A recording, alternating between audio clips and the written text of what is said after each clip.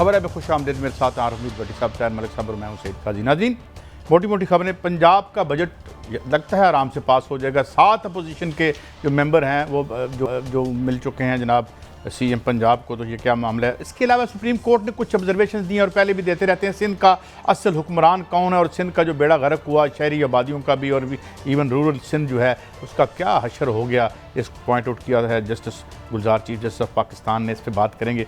इसके साथ ही इलेक्शन इस्लाहात, लगता है ये इलेक्शन इस्लाहात ही कोई प्लेग है जो इतने खौफजदा क्यों है ये, कि क्यों इसको जो है वो मॉडर्न टेक्नोलॉजी पे जाने से ये खौफजदा हैं। इस पर हम आपको अंदर की कहानी सुनाएंगे। और फिर वतन अजीज़ की सियासत में जो गिरावट, तो पहले ही गुफ्तगू और डिस्कोर्स जो होता है असम्बली में वो भी आप देख चुके हैं।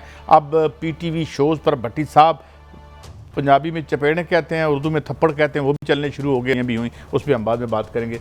पहले तो आ जाते हैं, ये जो शोर मचा हुआ था हम उड़ा देंगे सिंध में तब्दीली पंजाब, ये बंदे पूरे आखिर बिल्कुल लाइन में लग के फिदवी आ जाएंगे सारे। बिस्मिल्लाहिर्रहमानिर्रहीम। काजी साहब, हम पहले भी कह रहे थे कि हमारा ख्याल है जंगीर तरीन ग्रुप अगर इमरान खान साहब के साथ रहता तो बजट रोकने की इनकी अपोजिशन की पोजीशन ही नहीं। पीपल्स पार्टी बहुत बातें करती थी, 6 आदमियों से बजट रोक के जा सकते हैं। और भाई खुदा का खौफ करो। और नून लीग ने भी बजट रोकने की कोशिश नहीं की। आप कहेंगे क्या बात कर रहे हैं। जंगीर चले गए थे, जिन उनके शरीफ फैमिली का इस वक्त कोई भी शख्स गिरफ्तार नहीं है, बल्कि आपने साथ का मेरी इतला है 15 अरकान असम्बली सूबाई किस पार्टी के, मुस्लिम लीग, नून कह लें, शहबाज कह लें, मरियम कह लें, जिसका मर्जी नाम ले दें या हमजा ले दें, चौधरी सरवर को मिल के यकीन दहानी करा चुके थे कि वोट आपकी इमानत है, ज़रूरत पड़ी तो हम अपोजिशन जाएंगे नहीं, इजलास में जाएंगे तो आपका बजट पास होगा। और वज़ीर आला पंजाब, इनको क्या मजबूरी थी चौधरी सरवर को, जिसमें लाहौर के भी थे, एक MPA शामिल हैं, यकीन दहानी करा चुके हैं और उसकी वीडियो किसी के पास होगी, मुझे नहीं पता। तो ये बजट मेरे ख्याल में वीडियो भी उसकी बनी हुई है उस गुफ्तगू की। क्यों यार, देखें वो जो आपका क्या अगर नाम था वो जज, आप उन्हें सऊदीया में बुला के बना सकते हैं, इधर घर बुला के बना सकते हैं, अरशद मलिक साहब। तो बजट में बज़ाहिर तो कोई रुकावट नहीं, क्योंकि जंगीर तरीन ग्रुप के पास 35 से 40 लोग थे। उसके बाद बजट क्रिस्टल क्लियर है। मेरा ख्याल है इसमें नाकाम होने में आज भी और कल भी वज़ीर आला पंजाब ने मुलाकातें की और असल बुनियाद चौधरी सरवर गवर्नर पंजाब बना चुके हैं बजट की मंजूरी की। अच्छा मलिक साहब, फिर ये कोई बयानिया खजल सा नहीं हो गया? वो मेरा ख्याल आपकी बात सही निकली है। मेरा जिस तरह आप कहते थे कि जब तक सोशल बेस नहीं होगी कोई बयानिया नहीं चलेगा। अब हुआ ये है कि उनको समझ आ गई है कि MPA MNA जो नून के भी ज़्यादा और कुछ पीपल्स पार्टी, उनको समझ आ गई कि हवा का रुख किधर है। और हवा के रुख से मुराद है कि ताकतवर हल्के क्या चाह रहे हैं। अगर तो जंगीर तरीन खड़े रहते अपनी पोजीशन पे तो फिर वारे नहीं आ रहे थे, फिर सबको नज़र आ रहा था हुकूमत ख़त्म हो गई है। मेरा ख्याल है कि लेकिन यार ये तो नून लीग टूट रही है, 15 बंदे मिल गए हैं। वो तो ऐसे ही चलेगा अगर ये हफ्ते में बात। ये जो आपने खबर दी थी कुछ अर्सा पहले, मलिक साहब आपने भी दी थी और भट्टी साहब ने भी दी थी, कि उन्होंने मेंबरान ने वाज़ेह तौर पर मियां नवाज शरीफ साहब को कह दिया है कि हमें ये सियासत कबूल नहीं है। ये उसका शख्साना है। काजी साहब, ये सारा कुछ एक हफ्ते में फिर से ही हो सकता है। अगर एक टेलीफोन कॉल कहीं से आ जाए ना कि ये होने लगा है, नून वापस आ रही है, तो ये सारे वापस आ जाएगी। तो मैं कहना चाह रहा हूँ इनका बस ऐसे ही है, ये टेलीफोनों भी चलते हैं। नहीं, ये टेलीफोन मकामी होगा या बाहर से मियां नवाज शरीफ साहब करेंगे? मिक्स ही होता है, कोई मुकामी भी होते हैं, कुछ बाहर से भी क्यों भट्टी साहब, फोन बाहरों केड़ा फोन आता है? काजी साहब नहीं, दरअसल पाक फौज बयानिया अवाम ने रिजेक्ट कर दिया, क्योंकि देखें पाकिस्तान भारत के सर पे खड़ा है। कोरोना के मुश्किल हालात में पाकिस्तान हुकूमत ने बहुत बेहतर परफॉर्म किया। ऐसे में इन्होंने एक तरफ आपने ज़रबे ज़ब रद्दुल फसाद करके लाखों कुर्बानियाँ दे के, जहाँ अमेरिका जैसी सुपर पावर $1 ट्रिलियन ला के अफ़गानिस्तान में नाकाम हुआ, और आपने पाकिस्तान की फ़ौज ने यहाँ किया, जब उसके ख़िलाफ़ बयानियाँ उकसाएंगे, आप DG ISI का रिज़ाइन मांगेंगे, उनकी करैक्टर असैसिनेशन करेंगे, तो आवाम तो आपके पीछे नहीं आएगी। हाँ, अगर इनके पैसे पीछे अवाम का समुंदर आ जाता, करोड़ों लोग, जब इमरान नवाज शरीफ को नाहल किया था, सुप्रीम कोर्ट ने सज़ा दी थी, नैब ने सज़ा दी थी, तो फिर था जब आपके पास स्ट्रीट पावर नहीं है, लोग नहीं है, और आप गैर मुल्की एजेंडों पर चल रहे हैं और तो और पैसा बांट रहे हैं, आपका खुद कायद मुल्क से भागा हुआ है, तो मुझे बताएं किसी के बच्चे इनके लिए अपनी जानें क्यों कुर्बान करें? वो तो आप भट्टी साहब ठीक कहते हैं, समंदर तो बड़ी दूर है, अवाम का परनाला भी नहीं आया। अच्छा भारत भट्टी साहब, मैं ये अर्ज़ कर रहा था, ये बताएं कि ये फिर इसका मतलब है कि तो 30-35 की फिक्र लग रही है जो खींच ले गए अपना। बुजदार साहब को बड़ा सादा समझा हुआ था आपने भट्टी साहब। नहीं सादा नहीं, मैं एक गुजारिश कर रहा हूँ। मलक साहब ने कहा था जब उन्हें पता चल गया कि इमरान खान की हुकूमत नहीं जा रही और इलेक्शन के बाद, बजट के बाद, आपको पता है साफिया पे, मीडिया पे भी हाथ पड़ रहा है। और वो बाद मैंने स्टोरी करनी है। बस एक लफ्ज कहने लगो, मीडिया से रिलेटेड एक शख्स है, आजान है। अच्छा, मैं इसलिए माफी चाहता हूँ, मैं ये बड़ी एक अहम खबर है, इस पे हम बात, लेकिन क्रिटिकली देखेंगे इसको कि जो ये FBR के हवाले से खबरें आ रही है, कैसे हाथ काले धन को डाला जाएगा। काले धन वाले बाहर फिर रहे हैं चिट्टे चाड़ने, तो आप किसको पकड़ना है आपने। ब्रेक के बाद फिर हाजिर होते हैं।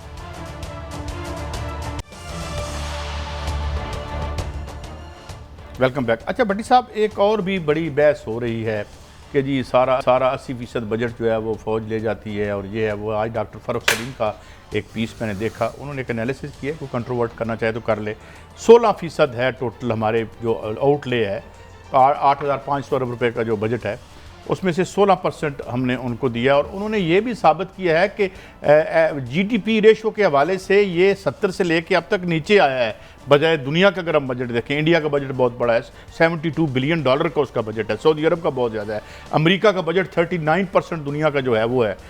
तो उसमें आप क्या समझते हैं, ये क्रिटिसिज्म जायज़ है? देखें, ये कुछ एक महदूद बीमार जहन के किराए के दानश्वर और पाकिस्तान की सलामती के, मैं हर दुश्मन तो नहीं कहूँगा, उन पर तनकीद करने वाले बेजा फौज को डैमेज करने की कोशिश करते हैं।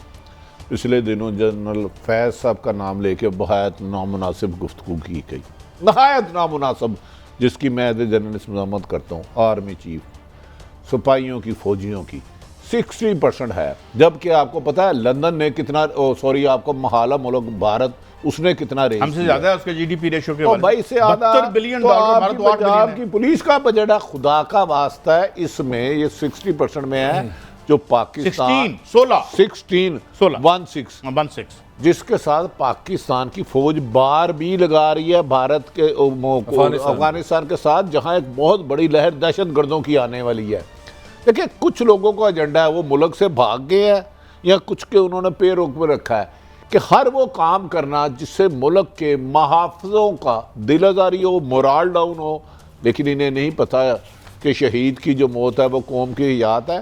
तो ये इनकी बेसलेस प्रोपोगंडे होते रहते हैं, हकीकत से बरक्स होते हैं।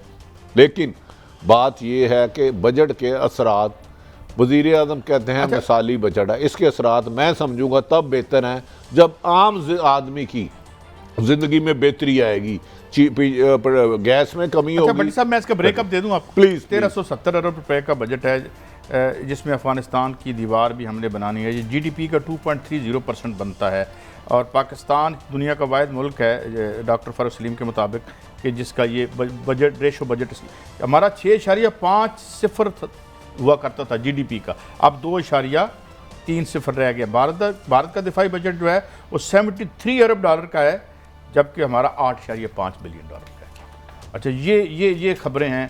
और एक और मेरी बात मलिक साहब आपसे पूछता हूँ, जिस मुल्क के पास एटम बम नहीं था उसका अमेरिका ने भुरकस निकाल दिया, जिसको ख़त्म करना था, जिस आर्मी को, इराक की आर्मी को ख़त्म करना था आपके सामने, शाम का बेड़ा गर्क करना था आपके सामने।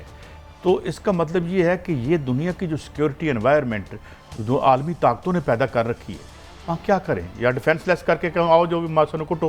भाई साहब, मैं आपसे बहस नहीं करना चाहता, आपका आर्गूमेंट बिल्कुल सही है, जिनके पास एटम बम नहीं था। मगर मुझे बता दें, आपकी स्टडी मेरे से ज़्यादा है, सोवियत यूनियन जब ख़त्म हुआ उसके बाद कितने एटम बम थे? अभी भी हैं। कितने थे गिनाए ना हैं? तो फिर एटम बम तो सोवियत यूनियन को भी नहीं बचा सका।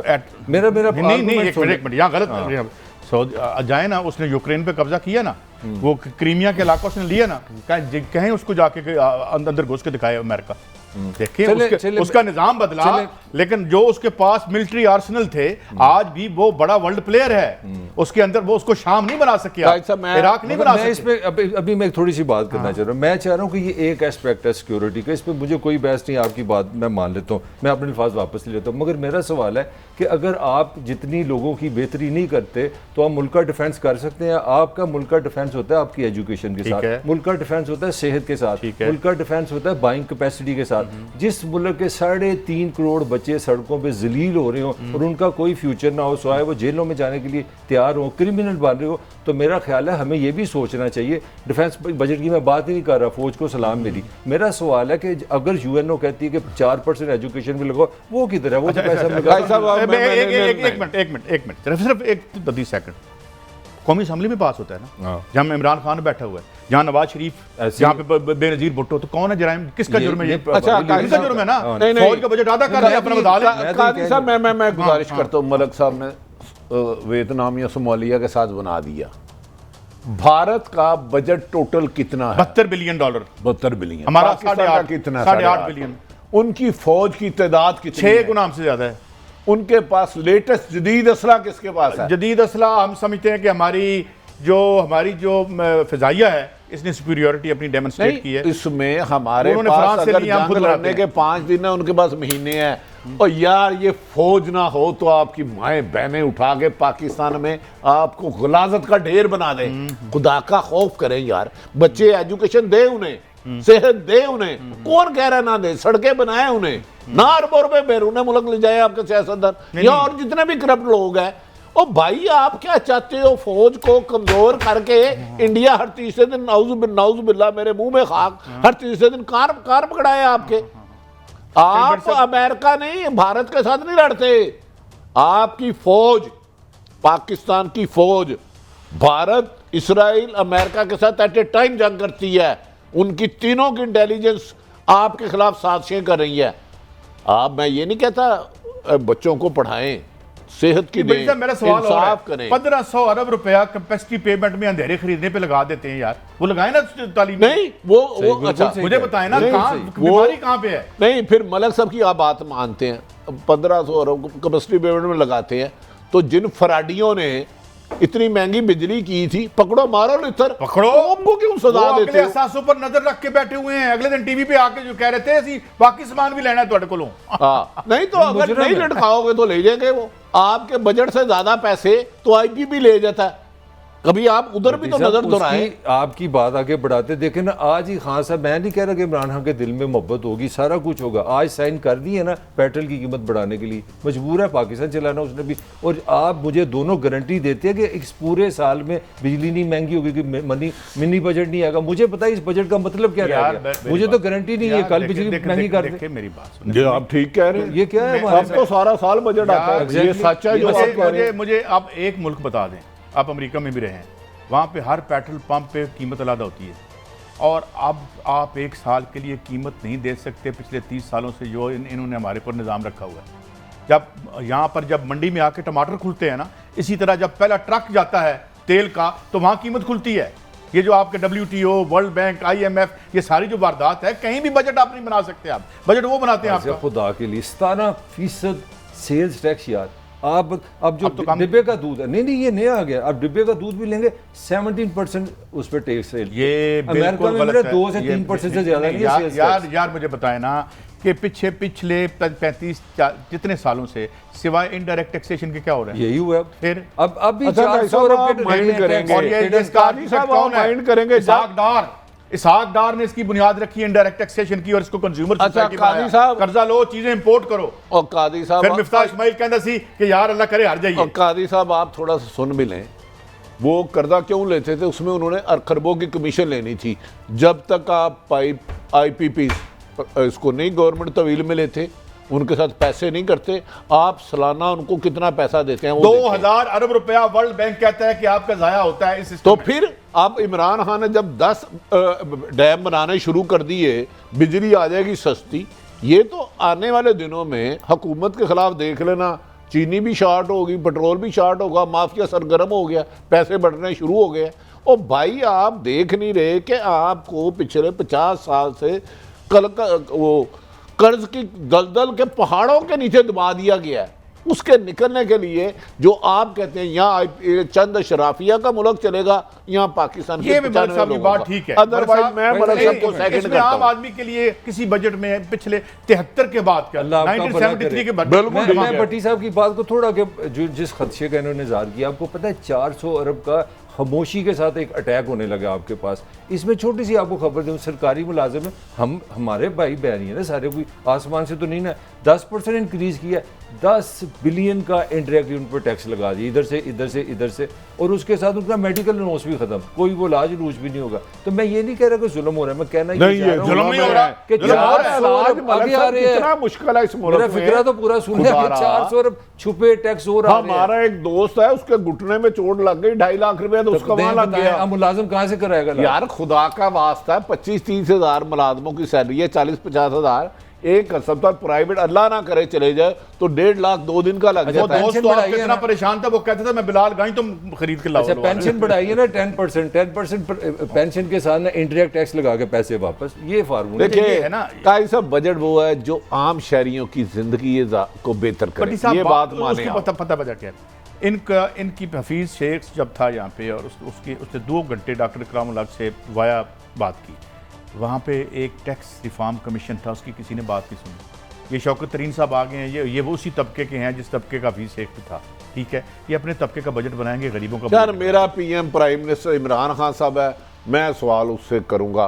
कभी आप मुझे साक डॉलर के पास ले जाते हैं, मुफ्ता इस्माइल के पास ले जाते हैं, हम कहते हैं हमारा वज़ीर आज़म ईमानदार है, वो पाकिस्तान के लिए बेहतर करना चाह रहा है, उसे चाहिए कि माफियाज को पकड़े, उल्टा लटकाए, उनके साथ जो एग्रीमेंट माफियाज को अदालतों में ले जाए, उनके खिलाफ फैसला कराए, आलमी अदालतों से उनको भगाए और मुल्क में सस्ती भट्टी बिजली साहब, पानी मैं रोजगार दे। ये इसको क्लोज करके अगली स्टोरी पर आपसे पूछने लगा हूँ कि ये माफियाज तब बने जब आपने अपने असासे औने पौने इनको दे दिए। अब ये माफियाज बन चुके हैं। बैंक आपने इस तरह बेचे कि फर्नीचर से कीमत से फिर आपने सारे बैंक बेच दिए। अब वो माफिया हैं, आपको खड़े हैं, और बाकी चीज़ें भी अब वो आहिस्ता आहिस्ता उन्होंने जो रेसिपी बताई है ना, सब आ जाओ। अब आते हैं सिंध में। भट्टी साहब, ये मैं कुछ आपको पहले एक चीज़ सुनाता हूँ। फवाद चौधरी साहब कुछ फरमा रहे हैं सिंध के हवाले से, तो फिर भट्टी साहब और आप दोनों से कमेंट लेते हैं। मुराद अली शाह कहते हैं कि वफाक जो एडिशनल पैसा दे रहा है वो भी हमें दे दें। भाई आपको कैसे दे दें? आप पहले अपना प्रोफेशनल पैसा तो जस्टिफाई करेंगे जो किधर गया। जो पैसा इस वक्त आप मुराद अली शाह एंड कंपनी को देते हैं वो कराची और बदीन और घोटकी और लाड़काना में लगने के बजाय वो दुबई, लंदन, पेरिस में जाके लग जाए। भट्टी साहब, मैं थोड़ी सी चीफ जस्टिस साहब की बातें सुना जो उन्होंने कराची के बारे में जी कही। प्लीज। वो कहते हैं कि सारे मुल्क में तरक्की हो रही है सिवाय सिंध के। कराची का सिस्टम कनाडा से चलाया जा रहा है। यूनुस मेमन सिंध का असल हुक्मरान है। सारे रिफाई प्लाटों पर प्लाजे बन गए हैं। जो पैसा देता है उसका काम होता है, चाहे कितना ही गैर कानूनी हो। यहाँ ला कानूनीयत है, गवर्नेंस नाम की कोई चीज़ नहीं। आप नाले साफ नहीं कर सकते, हुकूमत क्या चलाएंगे? सिंध में हुकूमत है ही नहीं, सिवाय सिंध के पूरे मुल्क में तरक्की हो रही है। थरपारकर में आज भी लोग पानी की बूंद को तरस रहे। देखें भट्टी साहब, सवाल मेरा ये है, सिंध में जाके देख लें, बेड़ा तो गर्क हुआ। देखिए, बिलावल भुट्टो नौजवान है, उन्हें चाहिए, 13 साल से उनकी हुकूमत है। सिंध को तो अपने पाँव पे खड़ा होना चाहिए था। जब तक कराची सिंध तरक्की नहीं करेगा, पाकिस्तान नहीं करेगा। लेकिन मेरी नज़र में फवाद चौधरी साहब हमारे दोस्त है, भाई हैं, वो भी ज़्यादा जज्बाती है। एडिशनल पैसा इन्हें ना दें। अगर आप पंजाब हुकूमत को नहीं देते तो फिर ठीक है, खुद लगाएं, क्योंकि सूबों में आपने नफरतें नहीं पैदा करनी। अगर मान लिया सिंध में करप्शन हो रही है, मान लिया, तो आप बताएं इन्होंने कितना पैसा रिकवर किया पिछले 3 सालों में?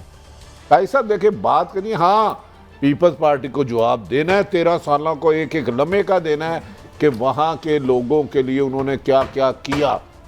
लेकिन मैंने उस दिन मरियम शादिया मरी को भी देख रहा था, उसने भी बड़े मुंह तोड़ जवाब दिए। उसने कहा हमें तो ये कह रहे हैं, तो पंजाब के इलाके जाके देखें, इधर भी 8-8 घंटे लोड शेडिंग हो रही है। तो मेरे ख्याल में अब इस इशू पे आपस की लड़ाइयों की बजाय बैठ के सिंध को एहतसाब करना। अच्छा भट्टी साहब, लड़ाई ये है, वो कहते हैं पंजाब का भैड़ा हाल है, असि कहते हैं सिंध दा, यानी बुराई में लड़ाई है कि ज्यादा वो बुरे हैं, ये कोई नहीं कहता। करप्शन की लड़ाई, हाँ। बदकिस्मती देखे, लड़ाई ये है कि तू ज्यादा बुरा, तू, लड़ाई ये होनी चाहिए बुरे हैं मैंने ये हम, अच्छा काम मगर तुम किया, ज्यादा हो। मैंने ये अच्छा कालिंग, मैंने तालीम बढ़ाई, मैंने लड़ाई सेहत नहीं होनी दी, चाहिए। मैंने रोजगार दिया। बदकिस्मती ये है काजी साहब। अच्छा, मुराद अली शाह साहब ने कोई जवाब देने की कोशिश की है, जरा वो देखते हैं। ये क्या है भाई, कहीं नाले नहीं बनाए, ये नाले सिर्फ नालों में बह जाएंगे, ये मैं आपको लिख के दे रहा हूँ। अब भट्टी साहब ये अदालतों से मुखातब या किससे हैं, लेकिन जो मैंने कराची की रिपोर्ट पढ़ी थी, जो पानी रुकता है उसकी वजह यह है कि नाले साफ नहीं कराए और वहाँ जो है जो रियल एस्टेट जिसको दे रहे हैं वो आपको पता ही ये है। पानी कैसे बच्ची खतून हमारी बहन निकाल रही है और ये कितना पुराना है कादी साहब। आखिर अगर कोई ये कह रहा है कि जनाब आप पिछले कमो बेशतर 25-30 ये साल थरपारकर है भट्टी साहब, इक़्तिदार में रहे। थरपारकर सिंध में नहीं, स्विट्जरलैंड में है। सिंध में ही है, सिंध में। हाँ अच्छा उसमें है। ਤੁਸੀਂ स्विट्जरलैंड भेजो ਅਸੀਂ ਨੂੰ ਫੜ ਕੇ ਥਰਪਾਰਕਰ ਲੈ ਆਵਾਂਗੇ। तो कादी साहब इन्हें हिसाब तो देना है ना। देखिए आप जब इक़्तिदार में आते हैं, सिंध के हालात, ये भी माँ बेटी है, खुदारा सिंध पे फोकस करें, पाकिस्तान कल पे फोकस वीडियो वो करें, देखी लोरा लाई आपने पे कि करें। जख्मी औरत जो है उसको रेडी पे लेके जाया जा रहा था, जो कि उनकी जो है ना वो नुसरत सैर अब्बासी, उन्होंने चलाई वीडियो कि बेचारी बच्ची का एक्सीडेंट हुआ और वहां पर एम्बुलेंस नहीं है, रेड़े पे डाला हुआ। मेरा ख्याल है बिलावल भुट्टो को सिंध की कमांड खुद लेनी चाहिए जरदारी की बजाय, और सिंध की आवाम की बेहतरी के लिए कोशिशें करनी चाहिए। आप बहुत देर से जुल्फ़कार अली भुट्टो के नाम पे वोट ले रहे हैं, बेनज़ीर के नाम पे ले रहे हैं। आखिर कब तक इस कुसम पुरसी की ज़िंदगी दे के उन्हें बुनियादी हुकूक़ें छीन के इनसे वोट लेते रहो। मलिक साहब अगर ये लोग होंगे तो कब हम जो है इस ब्यूरोक्रेसी से लड़ के लोगों से राइट वापस लेने की बात करते हैं, जमहूरी हकूक़ की बात करते हैं। इफ़ दे आर रिप्रेजेंटिंग अस, ये इनकी अपनी हालत है, तो ये हमें हमारे हकूक़ कहाँ से लेके देंगे? भाई साहब आपकी तो मेरी उम्र ज़्यादा, हमें याद है पीपल्स पार्टी पंजाब की डार्लिंग हुआ करती थी, मतलब लाहौर की सारी सीटें निकाली 70 में। पाकिस्तान की तारीख की पहली कौमी जमात बनी है, मतलब मैं नॉन पॉलिटिकल बात कर रहा हूँ, जैसे पाकिस्तानी बात कर रहा हूँ। हमारे यहाँ मुझे बता दें, कोई मुझे नेशनल पार्टी अब दे दें। अब हुआ ये है, ये सवाल है पीपल्स पार्टी पे। अब वो एक अलग बहस है कि उसका जिम्मेदार कौन है। पहले इन्होंने नेशनलिज्म से अपने आप को किया सिंपल। अब जो सच ही हुआ है, जो आप बोल नहीं रहे, हम सब नहीं बोल रहे, वो सच ही है कि पीपल्स पार्टी ने अपने आप को दूर सिंध की पार्टी बना ली है। उनका शहरों से ताल्लुक कोई नहीं और सिंध के अंदर एक शदीद बेचैनी है। शहर अपने आप को समझते हैं कि हम डिप्राइव्ड हैं, हम पीपल्स पार्टी की हमारे पे नुमाइंदगी नहीं है। और वफाक जब बार बार कहता है कि हम आपको पैसे नहीं देंगे क्योंकि आप पैसे खर्चते नहीं हैं, क्योंकि वहाँ पे एक रिफ्ट आ गई है। सिंध के जो शहर हैं वो PTI के हैं और वो MQM के हैं, और इसलिए पीपल्स पार्टी नहीं चाहती कि शहरों की डेवलपमेंट हो ताकि उसका फ़ायदा वो ना ले। तो मैं कहना ये चाह रहा हूँ, ये जो तीन पार्टियाँ PTI, MQM और पीपल्स पार्टी, इनकी अपनी लड़ाई से सारा सिंध जल रहा है। ये सच है, असल बात ये है। और पीपल्स पार्टी की मैं आपको खबर देता जा रहा हूँ, मुझे लगता भी और ख़बर भी है कि पीपल्स पार्टी ने ज़हन बना लिया है कि हमने सिर्फ सिंध कार्ड यूज़ करना है।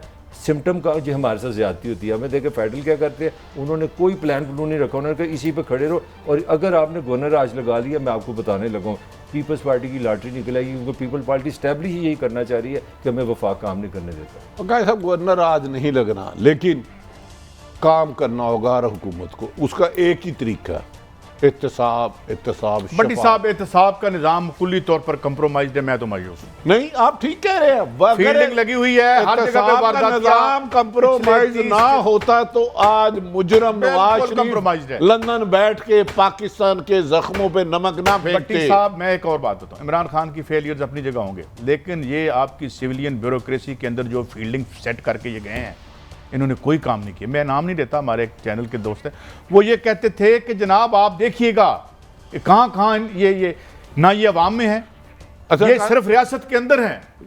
कादी साहब इसके बाद आपने स्लाइड पढ़नी है बड़ी। एक कल मेरी जुल्फ़कार चीमा साहबा IG, उन्होंने कहा कि मेरी वज़ीर आज़म इमरान खान से मुलाकात हुई तो मैंने कहा आज़म हाँ ये इंसानी स्मगलिंग में मुलवस रहा है। ये जुल्फ़कार चीमा साहब नहायत क्रेडिबल आदमी है, ऑनेस्टी में। उन्होंने कहा फौरी तौर पे आज़म हाँ ये गंदा आदमी पाकिस्तान की शोहरत को दागदार कर रहा है, कहाँ है? लेकिन आज तक वो है। काजी साहब आप फिर देखें सिलेक्टेड इंसाफ तो फिर करार साहब एक मिनट आपसे कमेंट अगर आप नहीं सिंध लेना। पे चाहिए हाई कोर्ट के रिमार्क तो पंजाब में कौन कौन से अच्छा नहीं, फरिश्ते वो हैं? आप दोनों तो हमेशा कहते हैं या NRO नहीं होता, दोनों इस नहीं होता है। अंडरस्टैंडिंग में काजी साहब से सलाह की अपनी। FIA को जब पता ये चलता है, जो नजर आ रहा है कि आगे बजट आ रहा है और जो गीर तरीन ग्रुप जो है वो बजट शायद मंजूर ना होने दे, तो FIA कहती है हमने उनको गिरफ्तार ही नहीं करना। नहीं, ये जवाब देता हूँ। FIA के DG वाजिद ज़िया को एक करप्ट डायरेक्टर ने चेंज करवाया है। खबर ले लें DG ने कहा कि मैंने सुना है फला इंक्वायरी में पैसे खाए, तो वो चेंज हो गई। तो तुम मुझे होते कौन हो? बाईपास करने के DG होता है डायरेक्टर जनरल, हेड होता है ना। उसके बाद वो दूसरे की लाठी लगी। भट्टी साहब जब जब इंडिविजुअल सरमायादारों की जेब में 35-35 MNAs होंगे ना, तो फिर FII भी ठीक नहीं होगी।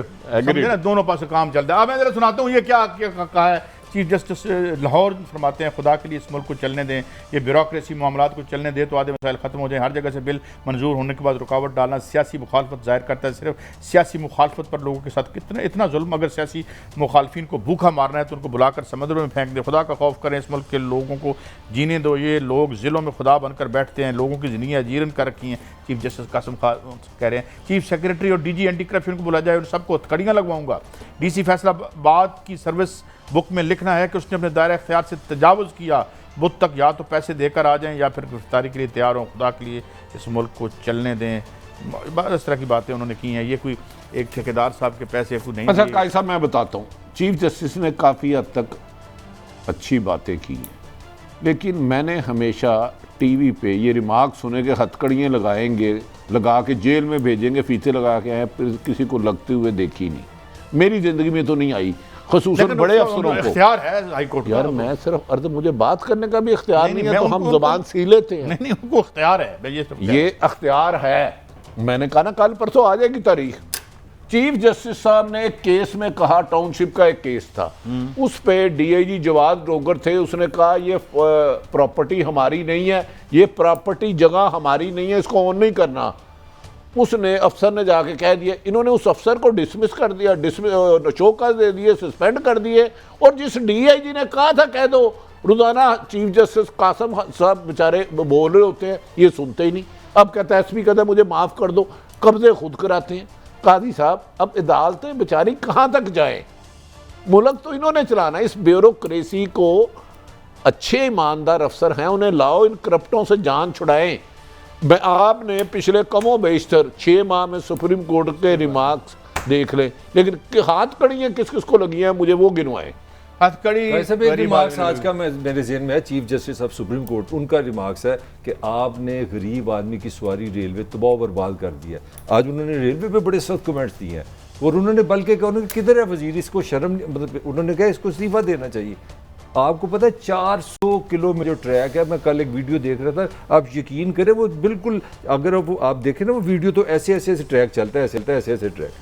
वो आपने रेलवे का, ये आपके सुप्रीम कोर्ट का रिमार्क्स है, मैं कि ये भी ऐड कर लें। पट्टी साहब, वो तो ये हम तो ये भी जानते हैं, पटड़ियाँ मेरे चकवाल की पटड़ी उखाड़ के किसने बेची थी जब जनरल मजीद वहाँ पर MNA होते थे चकवाल साहब। अच्छा काजी साहब, आपने हमेशा जिस चोर ने भी, मैं उसका नाम नहीं लेता, अगर उसको करार वाकया सजा हुई होती तो फिर कोई चोर था, फिर कोई चोरी करता, पटरी चोरी करता, माफी चाहता हूं।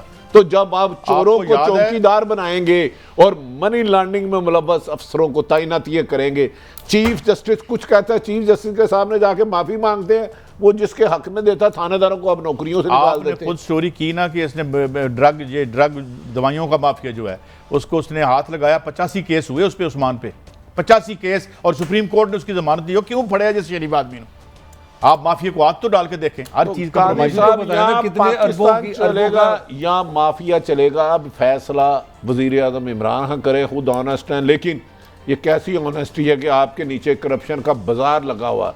भट्टी साहब, ये बाजार जो है, मैं जिस तरह मैंने पहले अर्ज़ किया था कि यहाँ पे तो एक अच्छा, अब हम वापस आएंगे तो देखेंगे FBR में एक कानून पास करेंगे, बिल्कुल करें, मगर एक कानून ऐसा भी पता करें कि FBR में जो काम करते हैं, हम नवाज शरीफ साहब से तो पूछ सकते हैं कि आपके पास ये पैसे कहाँ से आए थे, और क्या इनसे भी पूछ सकते हैं कि आपका लाइफस्टाइल क्या है, जो FBR वाले लोग हैं, या ये हमें पकड़ लें अगर हमने कोई 2 नंबर किया है, मगर इनको भी कोई पकड़ेगा। ये ठीक हो जाए तो बहुत कुछ ठीक हो सकता है। बहरहाल ब्रेक के बाद आते हैं वो कानून कौन सा है, उसकी ज़्यादा में कौन कौन आने वाला है और वो कैसे इस्तेमाल हो सकता है, एक ब्रेक के बाद।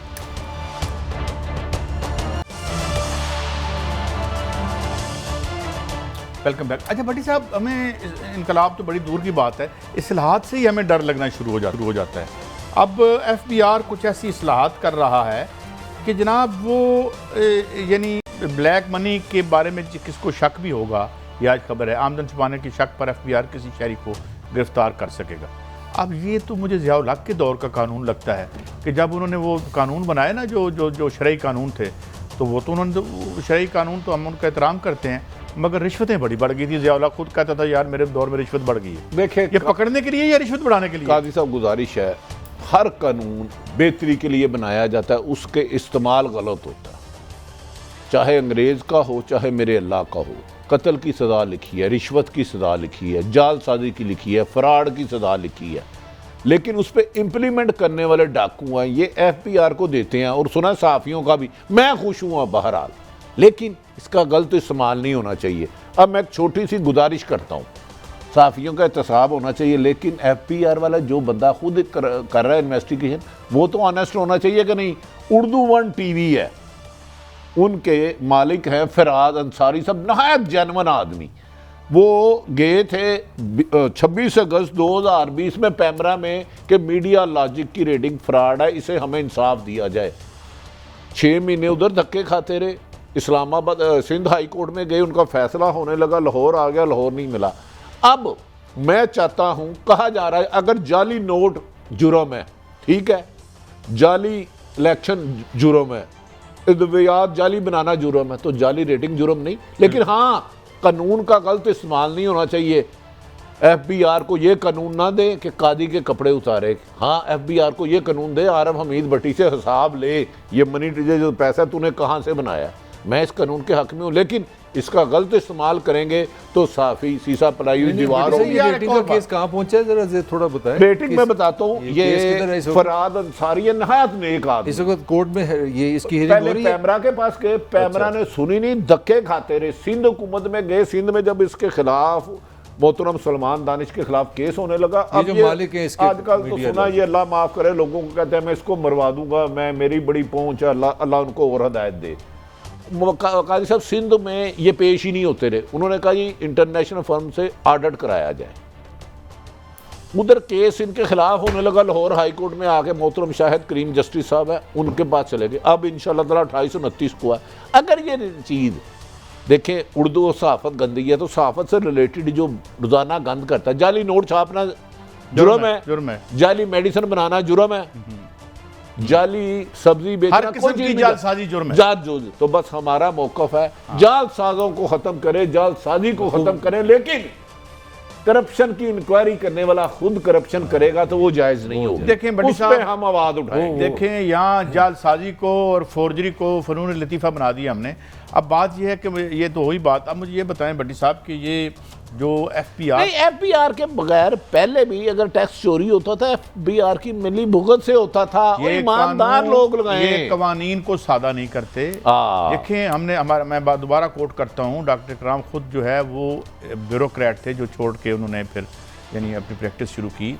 उन्होंने कहा कि इसको इंतहाई सादा किया जा सकता है, 10% जो है वो लगा दें और ये बीच में से ये निकालें इनको जो वारदातियों को, वन विंडो मॉडल करें। मगर काजी साहब इसमें प्रॉब्लम ये है जो कानून में कहा जा रहा है कि शक की बुनियाद पर, मैं ये नहीं कह रहा कि मैं बड़ा ईमानदार हूँ, मगर आप इस मुल्क के एक इदारे को ये पावर दे दें कि वो कहे जी शक क्या कि ताहिर मलिक के पास नाजायज पैसा है, शक क्या भट्टी साहब के पास नाजायज, इसको गिरफ्तार। तो मेरा दोनों से सवाल जी, कानून का गलत इस्तेमाल, नाइंसाफी हर बड़े जुल्म से बड़ा जुल्म है। लेकिन मुझे बता दें, अगर ये न्यूज़ 1 गया हुआ, अगर ये कहते हैं इंटरनेशनल कंपनीज का फॉरेंसिक ऑडिट किया जाए, अगर इन्हें इंसाफ मिल जाए तो बुरी बात है। नहीं, ये हक है। उर्दू वन गया, लाहौर में केस लगा हाई कोर्ट में भी। साहब ये हक है, तो मुतालबा करें, आज़ादी सहाफ़त का हक है, हमारा हक है। ये तो अब ये जो कानून की यानी हमें यकीन है कि अमलदारी होगी और शायद करीम साहब जो है ज़ाहिर एक मुअज़्ज़ज़ जज हैं, उस पर सही फैसला आएगा और उनके मुतालबा क्या इसका फॉरेंसिक ऑडिट कराया जाए। हाँ, बस वो शफाफ हो। हाँ, दूसरा, अगर FBR ने किसी भी कानून की रूम में मुखालिफिन को टारगेट किया, चाहे वो सियासी हो, आम शहरी हो, हम सहाफ़ी हक का साथ नहीं छोड़ेंगे, वो निशानदेही करेंगे। अच्छा, मैं इससे पहले मैंने यासिन इकबाल साहब को सुनवाना है, मगर बड़ी साहब एक सवाल तो है कि किसके थे किसके नहीं थे। टीटीओ का पैसा तो पकड़ा गया ना, बताना जब चाहिए। उनको हाथ नहीं हम लगा सके तो FBR ने क्या कर लेना है। अच्छा, आगे बढ़ते हैं। तेरा यासिन इकबाल साहब, इनको आजकल इनको डर है कि कहीं बाहर के जो लोग हैं उनको वोट का हक ना मिल जाए। उनके नोट बड़े अच्छे लगते हैं हमें, मगर उनका वोट बहुत बुरा लगता है हमें, और इलेक्शन इस्लाह भी हमने चला। अच्छा भट्टी साहब, मैं एक खुदा लगती करूँगा, बात तो वो ठीक कहते हैं, उसको क्या पता कि सियालकोट में ठेका कितने का बिचता है, कि किसका कितना कट है, माल कौन खाता है, अच्छा, कहाँ कहाँ हिस्से तय हैं, ये तो सारा उसको क्रैश कोर्स करवाना पड़ेगा। साहब आप भूल गए हैं, हाँ जी, आपने एक दफा कहा था कि मुस्लिम लीग नून के कुछ लोग ताकतवर हलकों में लाइन लगा के बैठे हैं कि नवाज शरीफ तो नहल हमें दो। मुझे लग रहा है एहसन इकबाल खुल के आ गया। उन्होंने क्या कहा, लंदन में बैठे कैसे बाखबर है नवाज शरीफ कि वो तो वोट नहीं डाल सकते क्योंकि वो मुजरम है। और ये तो नवाज शरीफ के खिलाफ बगावत है। और मेरे भाई अमेरिका से समुंदर पार से डॉलर भेजे तो जायज़, पाउंड भेजे जायज़, रियाल भेजे जायज़, यूरो भेजे जायज़, और उनकी इकानमी आपके पैसों पे समुंदर पार डार साहब वहां बैठ के सेनेटर यहां बन जाते हैं, सेनेटर बन रहे हैं। लेकिन इन्होंने अपने उसको कहा है, उसको क्या पता। और भाई आपको क्या पता, पाकिस्तान का कोई सा छोटा इलाका जिसका बंदा बैरून मुल्क जाकर समुंदर पार अपने बीवी बच्चों को नहीं पाल रहा, और उनसे ज्यादा आप समझते हो। आपको तो सोने के निवाले लेके पैदा हुए हो, आपको तो काम ही नहीं करना पड़ा। एक बच्चा किसी गांव से, गुजरात से, जेलम से, मलक साहब सक्कर से, बलोचिस्तान से जा रहा है और अपने 6 बच्चे पाल रहा है, ये कहते हैं उसको पता ही नहीं पाकिस्तान का। अच्छा, ये नवाज शरीफ की तस्वीर थी, ये कहीं नवाज शरीफ की तरफ तो नहीं इशारा कर रहे थे, इनको क्या पता पाकिस्तान का क्या मसाइल है, तो वही बता सकते हैं। लेकिन बात बड़ी साहब नहीं, उन्होंने कहा कि जी इनको क्या पता। तो लंदन में तो नवाज शरीफ है इस वक्त। नहीं, हम तो लंदन में बैठे हुए बंदे को सेंटर जितवा देते हैं जो यहाँ पे क्रिमिनल और एब्सकॉन्डर है, तो वो चलें, कोई बात नहीं भाई। नहीं तो एहसन इकबाल समझ रहे हैं कि आप मुस्लिम लीग नून के सदर बन सकते हैं, डू यू थिंक? देखें जी, एहसन इकबाल और आपने खबर दी थी कि मैं इनका नाम नहीं लेता, 3-4 तो इनके बड़े जो लीडर हैं वो जाके कह चुके हैं सर सानू हुक्म करो। तो नहीं पता इस बात का, आपको ये खबर नहीं पता कि कौन कौन पैरेलल के तौर पे अपने आप नहीं, मुझे नहीं पता था कि वो नवाज शरीफ के खिलाफ, क्योंकि नवाज शरीफ समझे ना थोड़ी सी बात, लंदन में बैठे को क्या शख्स साथ है ना वो डाल सकता है, वो नवाज शरीफ नहीं डाल सकते। बड़ी साहब एक खबर और है, इसाक डार भी नहीं डाल सकते। तारिक मलिक जो है वो अलग साहब तो पार्टी में बगावत हो गई है, या मान लो या गुस्से में वो कह गए हैं।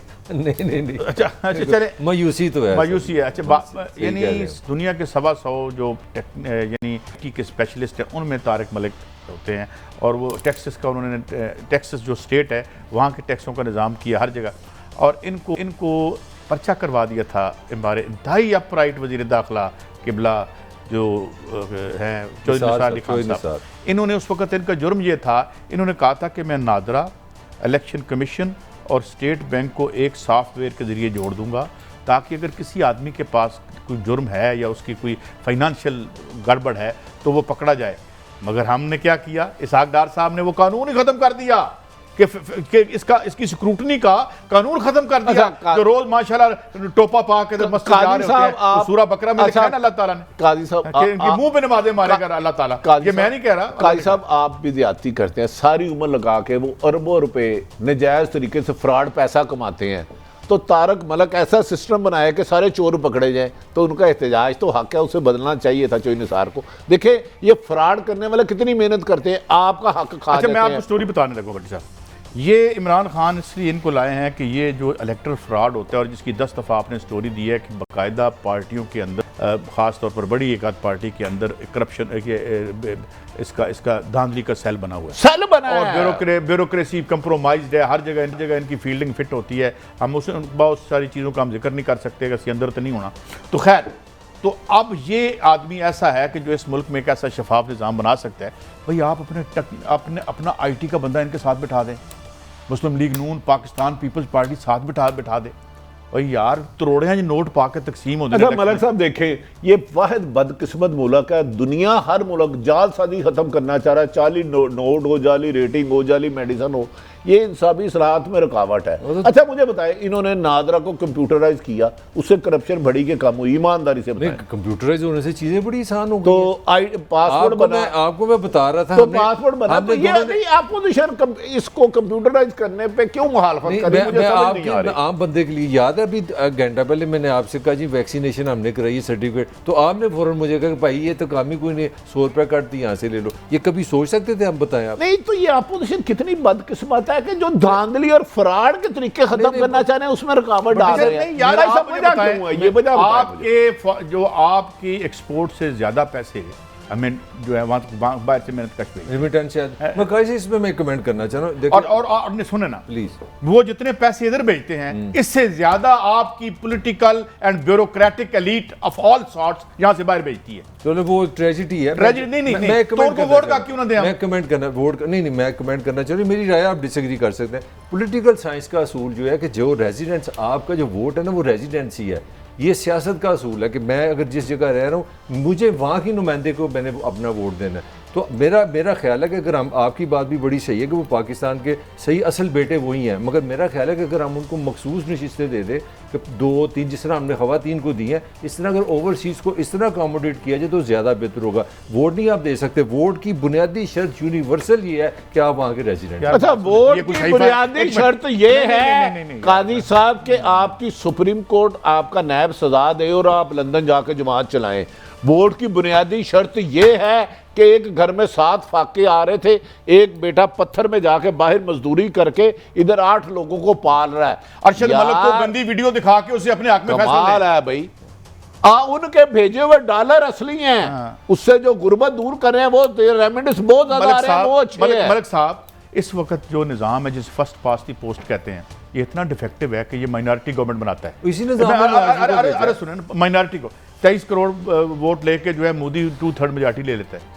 ये कोई सहीफा तो नहीं है यार, इसको शफाफ करो और डिसएनफ्रेंचाइजमेंट बंद करो। बिल्कुल तो इसमें तब्दीली क्यों नहीं हो सकती? इसको असेंबली में अच्छा, आप 2 नंबर पर इलेक्टोरल बना के तो 20,000 वोट हर कॉन्स्टिट्यूएंसी पहुंचा देते हो, वो ठीक है, ये आप सही तो ये गलत है। नहीं, अच्छा चलो मलक सर से पूछते हैं, अगर जाली कोई भी हम किसी एक सियासी जमात का नहीं लेते, अगर एक बंदे का एक वोट हो दूसरा ना डाल सके, ये अच्छा कदम नहीं है मुल्क के लिए। नहीं, मेरी गुजारिश ये है कि ये पार्लियामान में जाना चाहिए, असेंबली में जाना चाहिए, बहस होनी चाहिए। अपोजिशन को खुद अच्छी तजावीज ले जाए, अपने आईटी के ये जो आप बात कहते हैं ना इनके अच्छे काम के लिए पहल करनी चाहिए। आपकी जो ये बड़ी बात है, ये जब आप कहते हैं इनके 20-20 हज़ार छुपे हुए वोट है, उस पर मैं कोई डिफेंड नहीं कर सकता। मैं कह रहा हूं हुकूमत को भी चाहिए कि इनको बार-बार बुलाए, आप अपनी तजावीज दें, अपने आईटी एक्सपर्ट। यार भट्टी साहब जाली मैंडेट और जालसाजी के जरिए लीडर बनने वाले, धांधली की पैदावार, ज़ियाउल हक की धांधली की पैदावार, जनरल जिलानी की क्राइम्स की पैदावार, वो कब ठीक होने देंगे? तारीख के कूड़ेदान में जाके करेंगे अगर यहाँ शफाफ इलेक्शन हो जाए तो, इसलिए कभी नहीं होने देंगे। आगे बढ़ते हैं। भट्टी साहब, अभी किसी ने कहा कि यार ये गंदगी जो गलाजत, ये टीवी गुफ्तगू थप्पड़ ये वो, आप क्या समझते हैं? मलिक साहब आप बताएं ये क्यों हो रहा है? क्यों कोई इनके पास बहस करने के लिए कोई साफ चीज नहीं है? देखिए काजी साहब, वो आप वाले हमारा पुराना आर्गूमेंट है, जब आप पॉलिटिक्स में कुछ प्लान लेके आएंगे, आपका कोई टारगेट होगा कि मैंने पाकिस्तान में आईटी बेहतर करनी है, मैंने पाकिस्तान में बच्चों को पढ़ाने के लिए, यही आप इसलिए मैंने बनते नहीं MPA बनते हैं, मैंने ये लॉ बनाना। जब आपका लॉ ये होगा कि आपका एक हेड है, पार्लियामेंट हेड है, एक नवाज शरीफ हेड है, एक इमरान खान हेड है, एक जरदारी, उन्होंने जो कहना, आप तो तोते वहाँ बैठे हुए हैं। अच्छा, ये तो कॉमेडी इन्होंने भट्टी साहब मैं आपसे पूछता हूं, थोड़ा वक्त कम है, ये आपका मुकद्दस सामान है जिसमें ये नारे लग रहे हैं, जरा सुने क्या है? ये बिल्कुल एक चिड़ियाघर बना हुआ है। सुनाएं जी, क्या है? आवाज आ रही है हमें?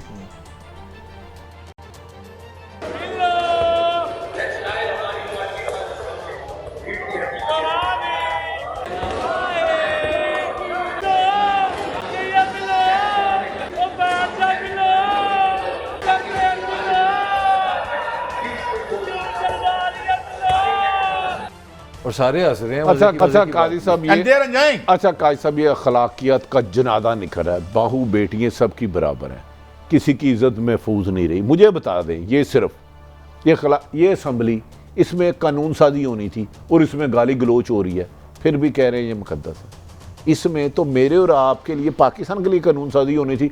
तू डाकू, तू चोर, तू मोदी का यार, तू फराडिया, तू यार व्हाट इज दिस यार? ये तुम्हारा काम है असम्बली में? एक दूसरे की शनाख्त करवाते हैं। वैसे ये मुझे तो लगता है ये टिकट बनवाने के शौकीन है, कवरेज के लिए ये करते हैं। मेरी इस पे राय, मैं भी दे दूं राय। कॉमेडी बनाई। आप, हमारे उस्तादों ने कहा था बेटा मकसद बड़ा हो तो इंसान बड़ा हो जाता है, मकसद छोटा हो तो इंसान छोटा हो जाता है। जबरदस्त। यहाँ मकसद चूंकि माल बनाना है, लोगों की जिंदगियां बदलना नहीं है। नजरियात का जनाजा निकाल दिया है इन्होंने, हमारे मुकद्दस सामानों को नजरियात का कब्रिस्तान बना दिया है, जिसकी वजह से सिर्फ ये आवाजें आ रही हैं। भट्टी साहब, बस एक फूड़ी डालो इस निज़ाम पे कादी साहब। अगर जो किसी की बहन बेटी की इज्जत नहीं करता, वो अपनी इज्जत क्या कराएगा? मैं तो इससे ज्यादा कुछ काजी साहब नहायत नामुनासिब लफ्ज़ है। अब कुंडी लगाई क्यों आपने? देखें, सियासी इख्तलाफ करे, जिंदा कौमों की सियासत को गाली ना बनाए। मैं चाहे कोई भी हो, मैं इस लैंग्वेज के भी खिलाफ हूँ। कतन हमारे सब सियासतदान काबिल एहतराम है, लेकिन खुदारा सियासत को दुश्मनी में ना बदले, खिदमत रहने दे, खिदमत रहने दे, खिदमत रहने दे। लेकिन बड़ी साहब आपका क्या ख्याल है, ये हमारी सियासत में कब शुरू हुआ ज़्यादा ये गंद? ये 85 में जब आपके दोस्त ज़ियाउल हक ने गैर जमाती लाए, कूड़ा साड़ा इकट्ठा किया, पैसे के बेस पे सियासत आए, सहाफ़ियों को भी पैसे शुरू देने किए। अब तो आपकी ईमानदारी पे खुदा की कसम आपको चेहरा बचाना पड़ता है। करप्ट आदमी के लिए मैंने वज़ीर आज़म इमरान खान को मैंने खुद रिक्वेस्ट की है, फलां आदमी जालसाज है, सिर्फ इसमें शफाफियत करा दे। अभी तक result zero. Last comment Malik साहब। नहीं, मेरा ख्याल है इसमें अखलाकियात का जो अब मैटर है, जब तक आपकी लीडरशिप का विजन नहीं ना होगा तो आपके साथ टीम बन ही नहीं सकती। ये सारे कंपनी की मशहूरी के लिए बैठे हैं, ये तो लोग इन तोते हैं। इन्होंने, मैंने बार बार आपको कह रहा, इनको एक फ़ोन आ जाता है तुमने ये करना है, तुमने, इनकी पार्टी कोई नहीं है। बात मेरे ख्याल में यही है कि नज़रियात रहे नहीं, मालियात की सियासत हो गई है। इसको कैसे निकालें और जमहूरियत जैसे खूबसूरत निज़ाम को वापस कैसे लेके आएँ, यही आज का सबसे बड़ा सवाल है। ये करते रहेंगे डिस्कस, कल फिर मिलेंगे। अल्लाह हाफ़िज़।